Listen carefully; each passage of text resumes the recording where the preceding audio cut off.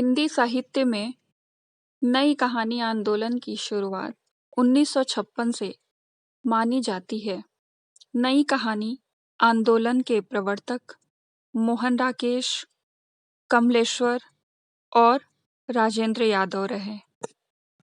ऐसा माना जाता है कि नई कहानी नाम भैरव प्रसाद गुप्त द्वारा संपादित पत्रिका के नई कहानी विशेषांक के आधार पर रखा गया। नई कहानी आदर्शों के आधार पर कहानी के गढ़े जाने का विरोध करती है। नई कहानी आंदोलन पूरी तरह से आज़ादी के बाद के युवाओं के मोहभंग, पूंजीवाद, बाजारवाद के बढ़ते जाने से भावनाओं को स्थान न मिल पाना, कुंठा, निराशा, नौकरी व अवसरों में कमी के परिणाम स्वरूप उपजी समस्या की कहानी कहता है। नामवर सिंह निर्बल वर्मा कृत परिंदे कहानी को नई कहानी की प्रतिनिधि कहानी घोषित करते हैं। वे कहानी की विशेषता बताते हुए लिखते हैं, कहानी छोटे मुंह बड़ी बात कहती है। स्त्री कहानीकारों की संख्या भी इस दौरान बढ़ी। मृदुला गर्ग, नासिरा शर्मा, कृष्णा सोबती, उषा प्रेमदा, मैत्रेयी पुष्पा आदि की कहानियां चर्चित रहीं। विदेशी पृष्ठभूमि पर लिखी गई कहानियां भी इस दौर में मिलती हैं।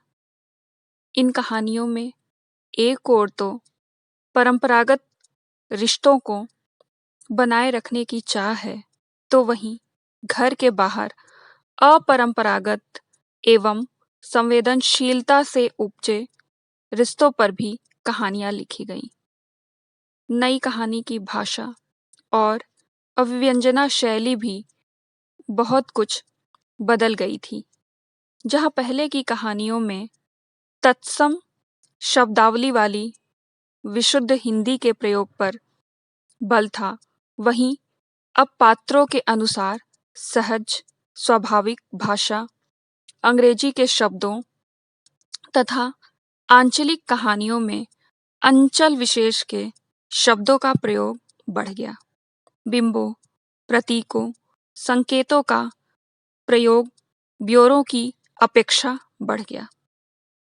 भोगे हुए यथार्थ एवं अनुभव की प्रामाणिकता का चित्रण बखूबी किया गया है। नई कहानी में एक अलगाववाद दिखता है। समाज, परंपरा आदि को नकार कर वैयक्तिक जीवन का चित्रण ही नई कहानी में प्रधान रहा।